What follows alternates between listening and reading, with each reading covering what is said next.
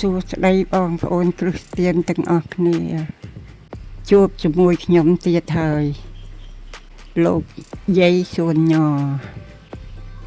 នៅក្នុងព្រះបន្ទូលសម្រាប់ជីវិតថ្ងៃនេះយើងនឹងសិក្សាពីវិធានបទ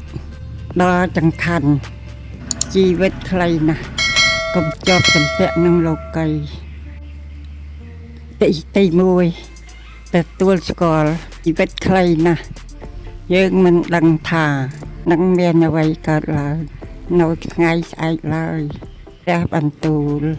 បានបង្រៀនយើងនៅក្នុងយ៉ាកុបចំពុក4ខ14បាននិយាយថាជីវិតរបស់បងប្អូនដូចជាចំហាយទឹកដែលលិចមកតែបន្តិចរួចក៏បាត់ទៅវិញដូច្នេះហើយយើងមិនគួរជាប់ជំពាក់របស់នៅលើផែនដីខ្លាំងពេកទេទី2ការជាប់ជំពាក់លើទ្រព្យសម្បត្តិនៅពេលយើងជាយាមខំរកតែទ្រព្យសម្បត្តិឬវត្ថុលោកីច្រើនពេកនោះនឹងធ្វើឲ្យ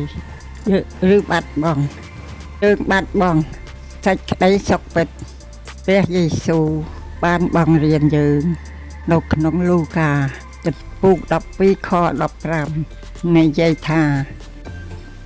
ជួលប្រយ័ត្នឲ្យជៀសវាងពីសេចក្តីលោភលន់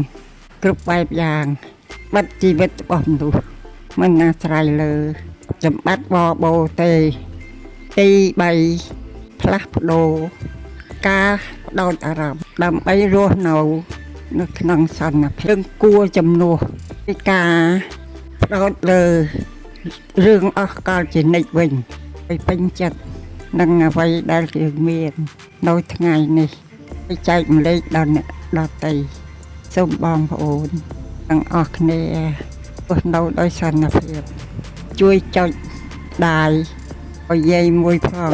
ដែលមានឈ្មោះថាព្រះបន្ទូលសម្រាប់ជីវិតហើយសូមអរគុណ